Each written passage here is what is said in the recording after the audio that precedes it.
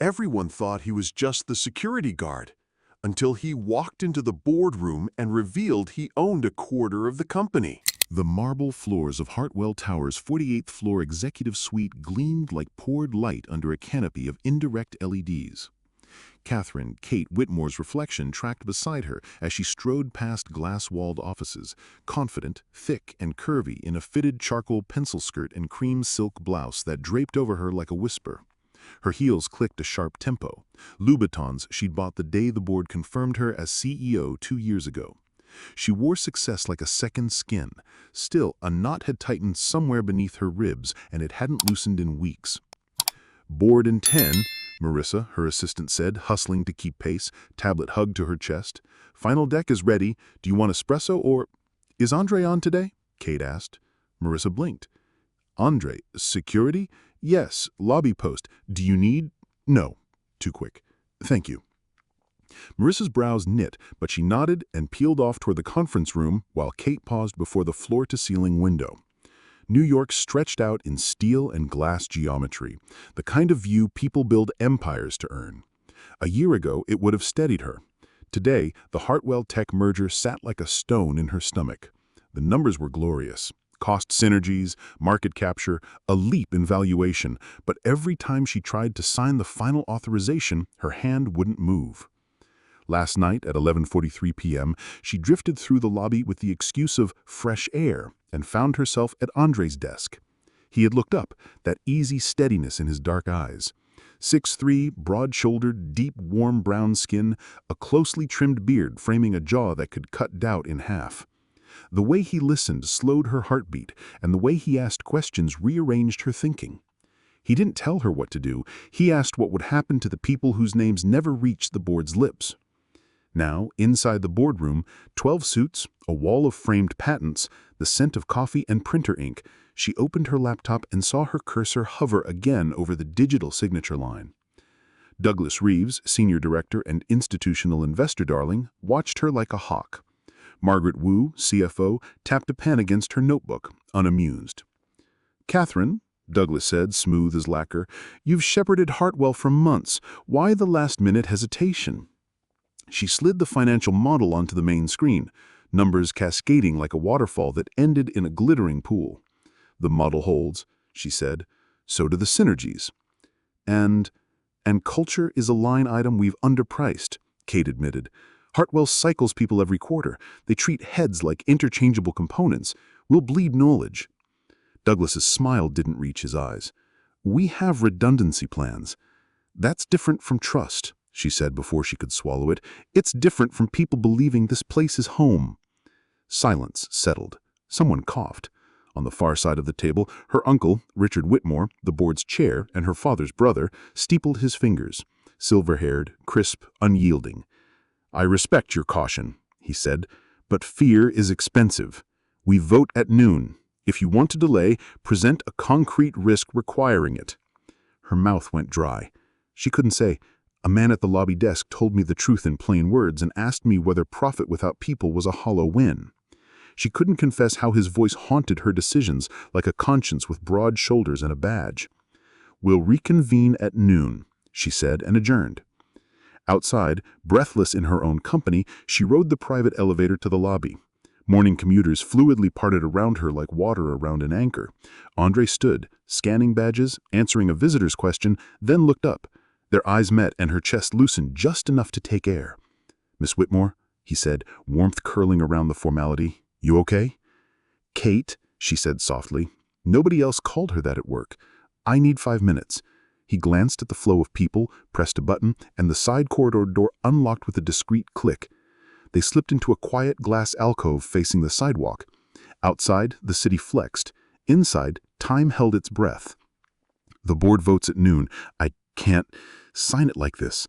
He didn't rush into advice. He never did. He tilted his head slightly, listening with his whole posture. "What's the part that won't sit?" She swallowed. "They think talent is a tap you turn on and off, that skills are plug and play. But when I walk floors and talk to product managers at 11 at night, they show me photos of kids, tell me what features they fought for, what they'd build if someone let them. Hartwell will sand those edges down until everything is frictionless and dead." His mouth quirk. Sounds like you already know. Knowing doesn't make me less afraid of disappointing a room full of people who own the word power. He studied her, really studied her, the way he always did.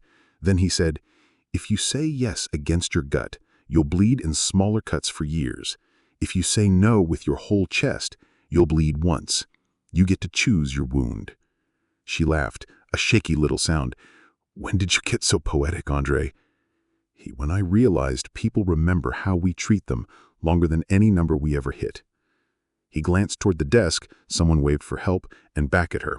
His voice dropped a degree, intimate but unassuming. Whatever you do, do it on purpose. If you need to be the storm, be the storm. Her pulse stumbled. Thank you, she said, and meant it with a weight that scared her. He nodded, already turning toward the lobby's rhythm, and she watched the broad line of his shoulders, the quiet way people relaxed when he spoke. She wondered when she had started timing her nights to catch him. At noon, she delayed the vote. The room chilled 10 degrees. Richard's jaw tightened. Douglas called it an abundance of caution. Margaret asked for a revised integration plan by Friday. Kate agreed. She walked out feeling both doomed and relieved. That evening, she worked late until the office lights went to night mode. The city glittered like 1,000 secrets. At 10:58, she packed up, paused, and then, against better judgment, rode down. Andre was there. Of course he was. Fresh air? He asked, amused. Something like that. I wanted to say, thank you. For listening. For being human? He offered. Exactly. They stood in that soft lobby hush, words balanced on the edge of something that couldn't be named yet. She noticed the faint scar near her left eyebrow, the way his lashes framed eyes that missed nothing and judged softly. He noticed the fatigue she tried to bury under competence. Good night, Kate, he said, voice low. Good night, Andre. On the sidewalk, February slapped her cheeks awake. She gulped cold, tasted fear, and realized with a jolt that she had walked out of a room full of power, to stand near a man whose title should have made him invisible and felt more seen than she had all day. Somewhere above her, on the 48th floor, a red notification blinked on her screen. Board, emergency session, Friday, 2 p.m. She kept walking, heart too loud, wondering what storm she had just chosen. Friday arrived with a sky the color of wet metal and an air pressure headache she couldn't shake. The emergency session invite sat in her calendar like a dare. She'd built the revised plan, retention guarantees, cross-functional integration councils, an explicit culture charter, but she knew the subtext. The board wanted obedience, not architecture. Marissa hovered in the doorway. You've got 30 until start. Do you want me on recall for live edits? Please. Kate rubbed her temples. And I'll head down in 10. Down? Marissa blinked. To the lobby? Yes. She offered a small smile that didn't explain anything. When the door closed, she pressed her palms flat on her desk and whispered, Be the storm. The elevator released her into mid-morning bustle, phones ringing, shoes clicking, the building's heartbeat. Andre stood where he always stood, the quiet axis the day rotated around. He looked up, and for a second something like relief passed over his face before he reassembled professionalism. Ms. Whitmore, he said in the voice meant for the public. Then softer, Kate. Walk with me? She asked. He keyed open the side corridor again and fell into step at her side. The corridor's glass looked out on the street, where a man in a bright coat sold coffee and the wind made flags stiff. Her steps felt too loud, so she slowed. He matched her without comment. I need to ask you something that isn't fair. Ask it anyway. If this were your call, if you had the power to say yes or no, what would you do? He didn't answer at once. He shoved one hand into his jacket pocket, thumb rubbing the ridge of a key as though counting seconds.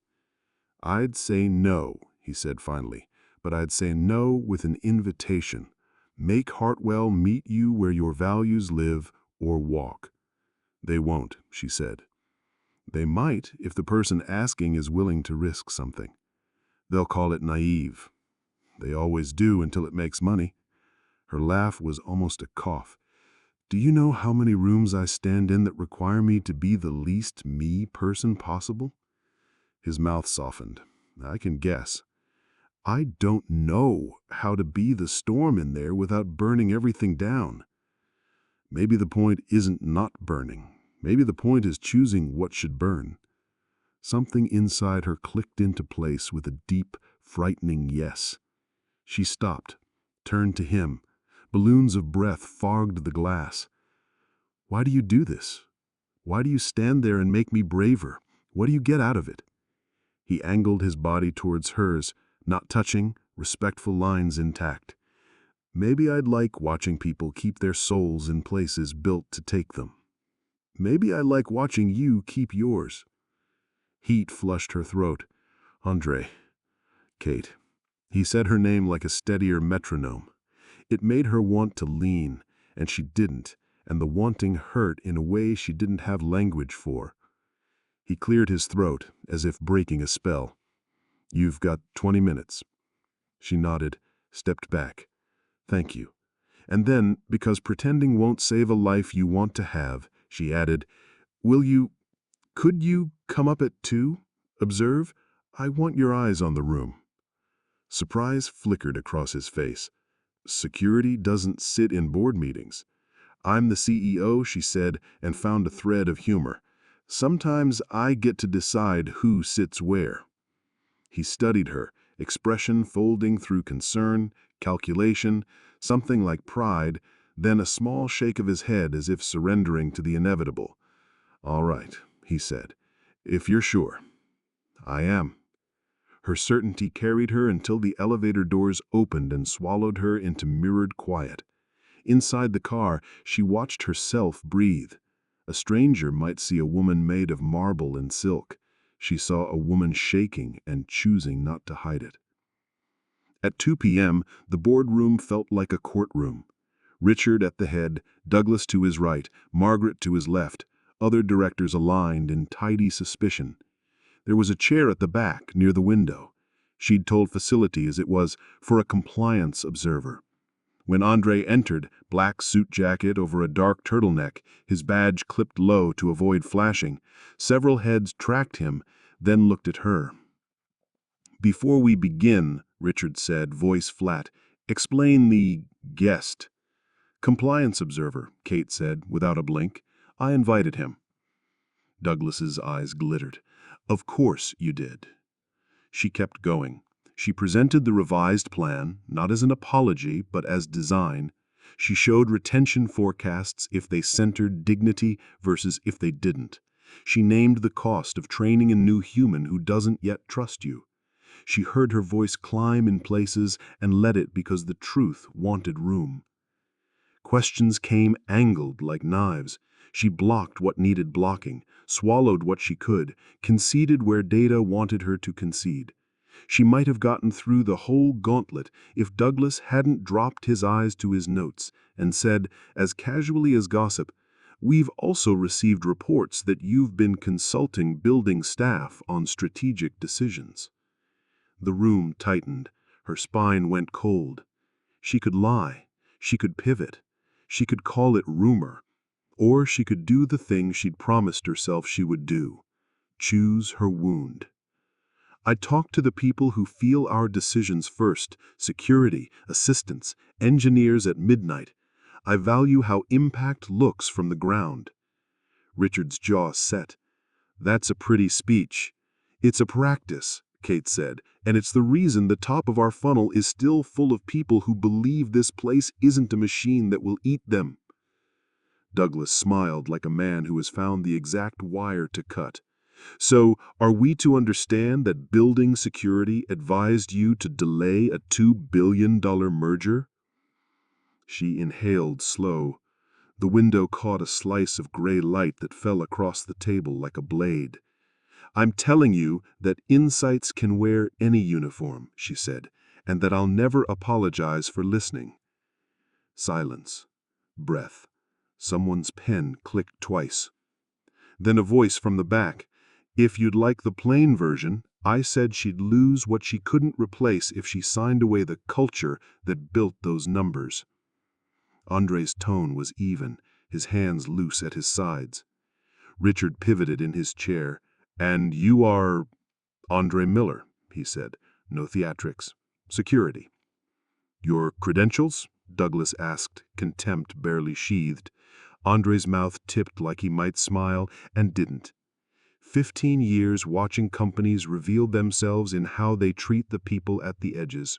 A business degree, a memory for the way human beings look when they stop believing leadership will protect them. Margaret's pen stilled.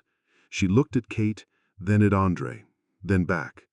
"You're saying the short-term gains will get eaten by long-term churn?" "I'm saying you can win a quarter and lose the next 5 years. Depends on what kind of legacy you think you're building." Richard's gaze slid to Kate. "This is unorthodox, bordering on reckless." "So was every move we made when we were hungry," she said, pulse a drum. "Some of you were there, you remember. We weren't polite, we were right." The vote didn't happen that afternoon. The board demanded a weekend to reflect. It felt like mercy and threat braided tight. As the room emptied, Richard lingered. "Catherine," he murmured, quiet but cutting, "you are mistaking theater for leadership. And you are mistaking obedience for wisdom," before her better angels could strangle the sentence. After he left, she exhaled so hard her knees wobbled. Andre waited by the window. The sky had deepened into a bruise. They stood in the soft clock ticks of a room that had measured other men's certainty for decades. "You didn't have to speak," she said. "You didn't have to ask me up. You were good," she smiled, something raw, something grateful. "You were brave, only because you were first." They looked at each other too long. The carpet absorbed the weight of an almost. She broke first. "Thank you for risking it." He shook his head. "I think we both know risk is the cost of telling the truth." When he left, she pressed her fingers to her wrist where her pulse hammered, and thought, "He has become a compass I don't know how to live without." Saturday it snowed the wrong kind of snow. Wet, half-hearted, the kind that turns into street soup in grief. Kate stayed home, tried to be the kind of CEO who doesn't refresh her email every 9 minutes. Failed, spectacularly. By late afternoon, she'd rewritten her weekend talking points twice and drafted 3 versions of a speech she might never get to give. At dusk, her phone buzzed. Unknown number. "You okay?" She knew the shape of that restraint. "Andre?" "Unknown. Figured you might have tossed my contact form the first time I slipped it to facilities." She laughed. Actually laughed at her kitchen island, heart luckier than it deserved to be. "I'm okay. Not sure what Monday will be, but okay." Andre. "Okay is a good start." The words sat warm in her palm. She thought about calling him. She thought about boundaries, headlines, the sharp taste of judgment. She typed instead. "Do you ever wish you were somewhere else, doing something louder?" Andre. "Every day, and also never. I get to see what's real. Loud isn't the same as true." She stared at that. "You said you have a business degree." Andre. "I do. Why security?" Long pause. She imagined him weighing words with that patient deliberation she'd come to crave. "Because the most expensive decisions are made by people who rarely hear from the ones they cost. I wanted to stand where the echoes start. It felt like a way to keep faith with myself." Her chest ached. "Do you always do that?" "What?" "Answer the question I meant, not the one I asked." Andre. "Only with people who actually want the answer." She set the phone down, paced her kitchen floor in soft socks and a sweatshirt, and argued with a chorus of ghosts. Her uncle's cool displeasure, Douglas's blade smile, the board's need for predictability, her father's voice floating up from childhood. Control the variables, or the variables control you. She was tired of mistaking control for courage. She typed again. Coffee tomorrow? Not at the office. The dots appeared, then disappeared, returned, vanished. Her heart clawed at her ribs.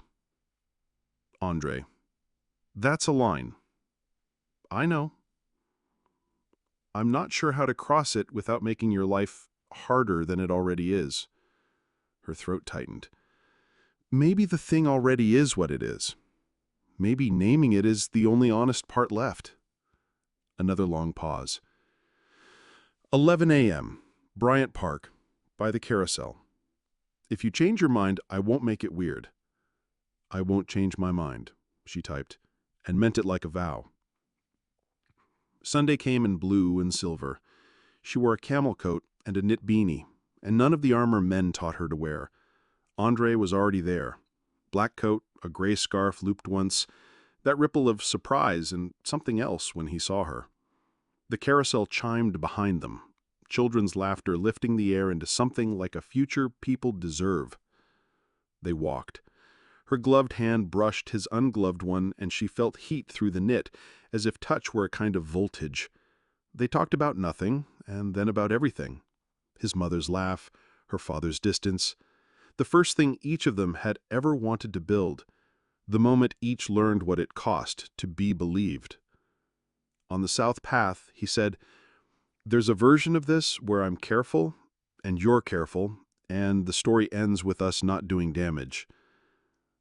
And there's a version where we're honest, and the story ends with us being alive," she said, voice unsteady. "Alive and out of a job," he said, but the corner of his mouth lifted like he couldn't help it. They sat at a cafe table, with cups that steamed against the cold.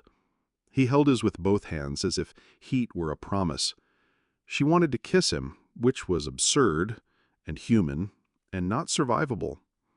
She wanted to not want it, which was worse.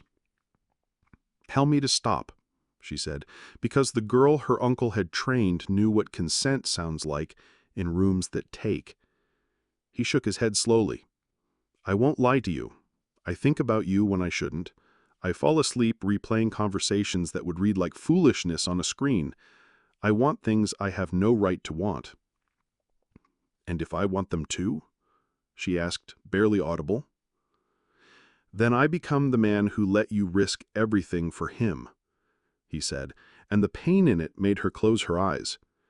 "And I promised myself I wouldn't be a reason you got smaller." She opened her eyes. "What if you're the reason I got bigger?" Silence, except for the carousel and a boy somewhere insisting, "Again, again!" He set his cup down, fingers flexing once, like a prayer. He said, "Catherine," her full name like a boundary and a benediction. "If we do this, we do it by telling the truth out loud. No hiding, no half-rooms. I won't be your shadow. I don't want a shadow. I want a partner." He looked at her then as if measuring if she could possibly mean it. "You're sure?" She nodded. "Yes." He exhaled, a laugh catching on the way out, surprised and broken open. "Then God help us both," he murmured, and when she leaned half an inch across cold air, he met her there, mouth to mouth, a kiss like a kept promise, and an alarm bell. They broke apart with matching tears and ridiculous smiles, because some beginnings make fools of the excellent and saints of the reckless. She pressed her forehead to his. "Now what?" "Now we walk back into your life and tell it the truth, and we let it answer." Monday dawned with a thin sun and a calendar full of consequences. She wore a black suit that fit like resolve, and pinned her hair up like a crown. At 8:12 a.m., Richard's office sent a message. "Closed session, 2 p.m., mandatory." At 8:18, her phone lit with a number she didn't recognize and a voice that she knew from childhood charity galas. "Catherine, Douglas Reeves. I'd appreciate a brief pre-meeting chat." She let it go to voicemail. At 9:03, she left her office and walked to the lobby because courage is a muscle and hers needed reps. Andre looked up, and the relief on his face undid her carefully arranged breath. "Still sure?" he asked. "Still sure." He nodded. "Then we don't talk around it." "No, we don't." He extended his hand, palm open, not quite touching hers. One step at a time. She didn't take his hand because optics and because the cameras blinked, but she held the air above it for half a beat, and the space hummed like a wire lit. Upstairs, people were sharpening knives. Down here, two people had chosen to live. Both things were true, and she would carry both truths into a room designed to make her choose only one. The doors closed with the soft sigh of money. The boardroom smelled faintly of leather and old decisions. Richard sat centered, an anchor with an undertow. Douglas flanked him, and his smile made her want to check the silverware for poison. Margaret's eyes were harder to read, concerned, not cruel. "Catherine," Richard began, voice steady, "will move straight to concerns." "Of course," she said, palms flat on the table, the way public speaking coaches teach women to take space. Douglas laced his fingers. "You postponed a vote that would have increased shareholder value by 22%. You brought building security into a closed session. You have, according to multiple sources, consulted non-executive personnel on matters of corporate strategy." "I listened to people whose lives my signature would change," she said. "It's what I expect my leaders to do." "Your personal life has also become a topic," Douglas said, faux gentle. "I don't relish asking, but are you involved with Mr. Miller?" The question detonated without flourish. She heard the room inhale. She heard the past 3 days assemble in her bones like armor. She thought of Bryant Park, of a kiss that didn't apologize for existing. She thought of the company's values her marketing team had printed in glossy fonts: dignity, courage, truth. "Yes," she said, "we're seeing each other." Richard's chair scraped back half an inch. Margaret's mouth made a small, involuntary "oh." Douglas's delight slid over his face like oil. "Then you understand," Douglas said softly, "that your judgment is compromised." "I understand," she said, every word a stone, "that my humanity is not a flaw in my judgment." Richard's voice thinned. "We have HR policies, reporting requirements, power dynamics to consider. I have reported," she said, "to HR, to legal.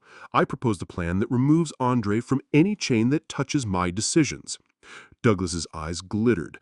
"And yet you brought him into this room?" "As a compliance observer," she said, "as a witness to process, as a reminder that when we talk about people, they're not theoretical." Richard leaned forward. "Enough. This isn't a seminar, Catherine. It's a fiduciary institution. Here is what will happen. You will end this relationship.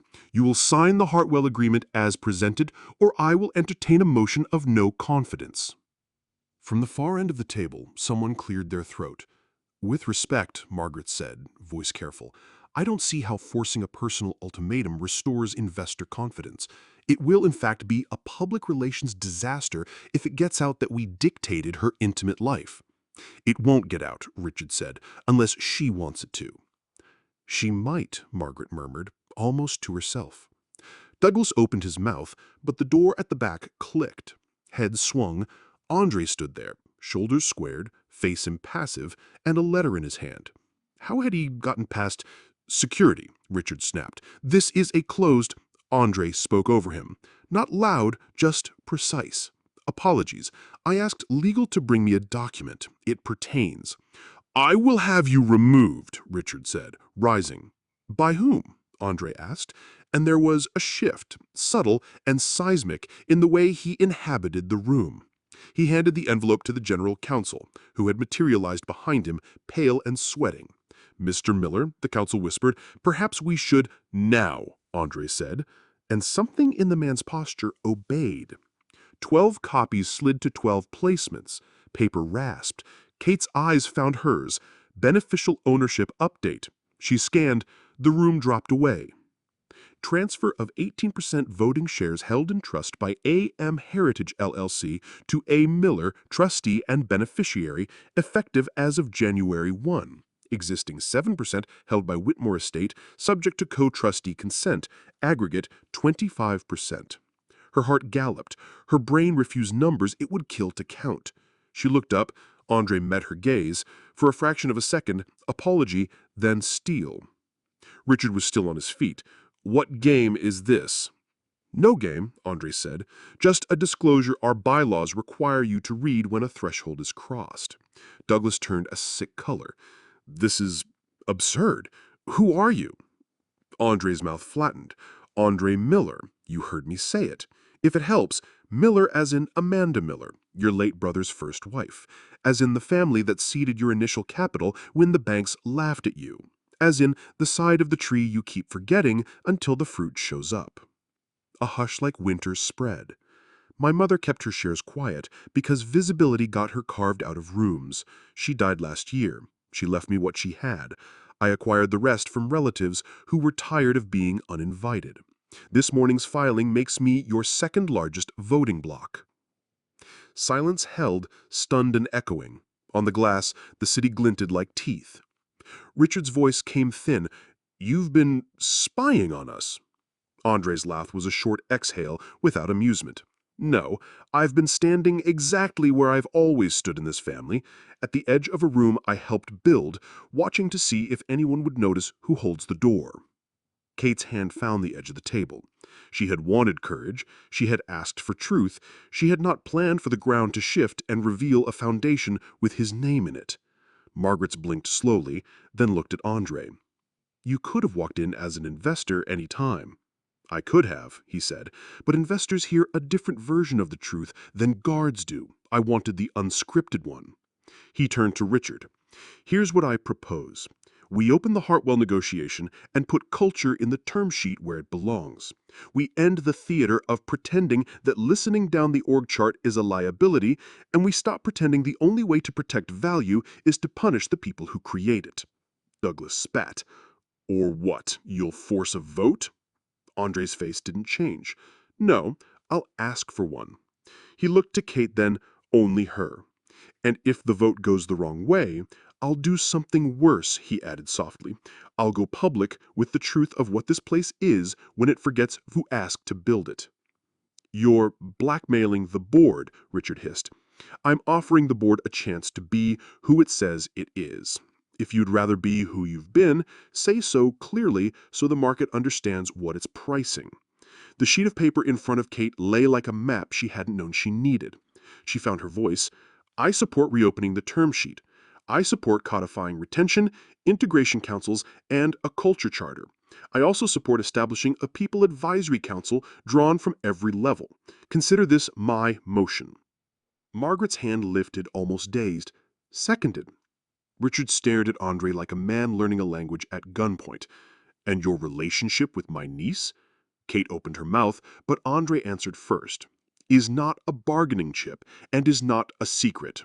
If this room requires secrecy to grant permission for basic humanity, the problem isn't us." The general counsel, looking as if he might pass out, cleared his throat. We have a motion and a second. Per bylaws, discussion, then vote." 2 hours later, exhausted and vibrating, Kate stepped into the corridor. The motion had passed, narrowly, angrily, but it had passed. The merger would be renegotiated, with culture counted as a cost of revenue rather than a cost center begging for scraps. The People Advisory Council was real. HR had a panic attack and then started drafting a reporting plan that didn't treat love like contraband. Andre leaned against the window, hands in pockets, watching snow make lace on the city's shoulders. She walked towards him, weirdly light and astonishingly heavy. "You could have told me," she said, the hurt in it thinner than she meant. "I know," he said, voice low. "I was trying to learn who you were without the gravity well of what I am." "What are you?" she asked, half a laugh. "Security? Shareholder? Ghost of Christmas governance?"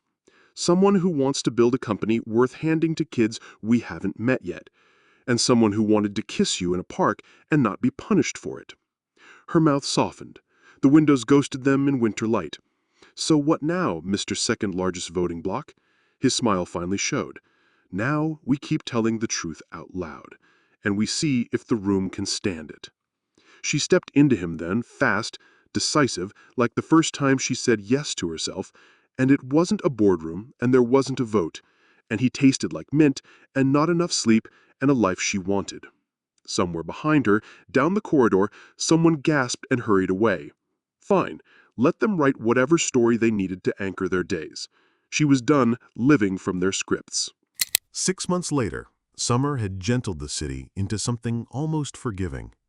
The lobby of Hartwell Tower, renamed Whitmore Miller after a shareholders' vote that broke old patterns like bad spells, smelled like new marble and fresh paint, and the lemon oil they'd started buying from a small vendor because the janitorial staff liked it better. There were photographs on the wall now, not founders in sepia, but teams, custodial, engineering, admin, framed in the same matte black as the executive portraits upstairs. Kate stood beneath them in a white dress that caught the light, curvy and unafraid. The People Advisory Council had just finished their monthly session. She'd taken notes, she always did. She'd changed the compensation band after hearing a night shift lead describe his second job. She'd authorized a pilot for flexible hours because a single mom asked for a schedule that didn't punish her for picking up her kid. Tiny, costly, glorious adjustments, each one a stone in a road she wanted young women to walk without bleeding. Andre joined her, jacket slung over his shoulder, a tie draped undone because he'd given it to an intern at lunch and never put it back. He squeezed her hand, brief and fierce. They didn't hide, and the world didn't end. A few investors left, new ones came. The stock rose, dipped, rose again. The press called it a values pivot. Employees called it, finally. "Down all in 10, he said. "Ready, Mr. Co-Chair?" she asked, teasing and true. He grinned. "Only if you are, Miss Co-Chair." They'd fought for that hyphen. The old guard wanted Chairman SEO, singular, masculine, immutable. The new bylaws said Co-Chair, full stop. Power as a practice of sharing, not hoarding. Upstairs, the auditorium buzzed. The stage backdrop was wood, warm and human. She stepped to the mic, looked out at faces she could name now, and felt that old ache loosen, the one that insisted she had to shrink to fit inside other people's comfort. 6 months ago, she began, we chose to define value differently. Not just by revenue, but by trust. Not just by pipeline, but by people. Polite applause warmed into the kind that lifts a room. She breathed. We built the culture charter you demanded. We missed targets and admitted it. We revisited salaries. We admitted where the company has been unfair and started making it less so. We haven't done everything, but we've done what we promised. Tell the truth and do the work. She gestured to the side wing. Some of you asked, who gets to sit at the big table now? The answer is anyone with the truth. You do not need a title to be listened to, but we will fight to make sure the people with titles earn the privilege of keeping them. Andre took the second mic. He didn't need notes. He never had. When I stood at that desk, he said, voice filling the room with calm, I learned that the fastest way to change a place is to hear the parts of it nobody else hears. We're going to keep doing that. We're going to keep pissing off the right people. If you came here to make a thing bigger than your own name, you're in the right room. Laughter, a ripple like relief. He glanced at Kate, and the private smile they sometimes forgot to hide slid between them. She felt 1,000 eyes see it and didn't flinch. Afterward, in the corridor, Margaret stopped them with a look that now carried respect. You too, she said, shaking her head.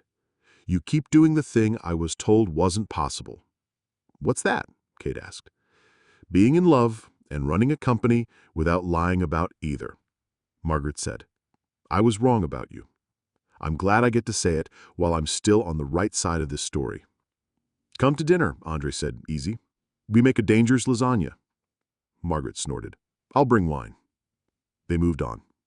In the lobby, a young woman in a navy jumpsuit, the new uniform they'd let staff choose, hesitated, then approached. Miss Whitmore Miller, she corrected, cheeks pink. My name's Tessa, night shift. I just wanted to say, Thank you. For the schedule change. I get to read my kid to sleep now. Kate's throat closed. Then we did something right, she managed. More than one, Tessa said, eyes bright, and walked away grinning. Outside, the city poured itself through late afternoon heat. Andre's hand found the small of her back, not possessive, just there. The gesture he'd made in lobbies and corridors and rooms where she needed to remember that love isn't the opposite of power, fear is. Coffee? He asked. Always. They took the side corridor, the same one where she had first asked for 5 minutes and found a life. Glass threw their silhouettes back at them. A woman who had stopped dimming, and a man who had stepped out of the edge of the room and into the center, not because power tasted good, but because responsibility demanded it. At the cafe counter, the barista pretended not to watch them with the delight of someone who'd picked a favorite couple. They picked up their cups and drifted to the window. The city breathed. Her phone buzzed, a calendar reminder for an interview with a business magazine that had once called her recklessly idealistic and now wanted to call her visionary. She dismissed the alert. Vision wouldn't save them. Daily practice would. Tell me something true, she said, turning to him. He considered. I want a houseplant. I think I'm stable enough for a fern. She laughed, big, delighted, unladylike. We're going to kill it. We're going to try not to, he corrected, mock stern. That's different. Something eased, as if the universe had accepted a bargain. They would keep building, and it would keep throwing tests, and both would be exactly as it should be. She reached for his hand, and this time she took it, cameras and lobby and all, because the story they were writing didn't hide the parts that made it real. You know, she said, teasing, you never did answer the question of who you really are. He lifted their joined hands, kissed her knuckles with a tenderness that still stunned her. He said, I'm the guy who secured your office, and I'm the man who will keep securing what we're building. Whether I'm wearing a badge or a suit, the job is the same. What's the job? She asked. To make sure the people with the least protection get the most attention, and to make sure the person I love never has to choose between telling the truth and keeping her seat. She swallowed around a sudden ache. That's a big job. Good, he said. We're good at big. They stood there too long, two fools with coffee, watching a city that had tried to teach them to hide. The board would still scowl sometimes, investors would still threaten to pull, headlines would still misname what they were doing. But in the ledger that matters, the one where dignity shows up as compounding interest, they were rich already. Later, when the office emptied and the lobby softened into evening, they rode the elevator up to the roof. The city lifted around them, alive and gold. She leaned into him, thick and curved and unashamed, his arm a band across her shoulders. For a long time they said nothing. Then she spoke, voice barely louder than the hum of conditioned air. Thank you for standing at the edge until I could meet you there. He kissed her top of her head. Thank you for dragging me into the middle. Co-chairs, she said. Co-conspirators, he amended, laughing. Co-everything, she finished, and felt the word settle like a key in a lock. Below, in the lobby, the night shift clocked in beneath photos that finally looked like them. Somewhere a janitor told a joke that landed. Somewhere an engineer pushed a commit that would change 1,000 mornings. Somewhere a receptionist pressed a peppermint into a palm because care scales in quiet ways. Above, two people who had decided not to apologize for living exactly as they were leaned into a wind that had learned their names and spoke them as blessing. The real boss wasn't the one with the chair. It was the one with the courage to make the chair mean something. She fell for the black man who secured her office without knowing he had the power to secure everything. When she found out, she didn't shrink from it. She stood beside it, shoulder to shoulder, palm to palm. Together, they secured a future. Not with locks, with truth.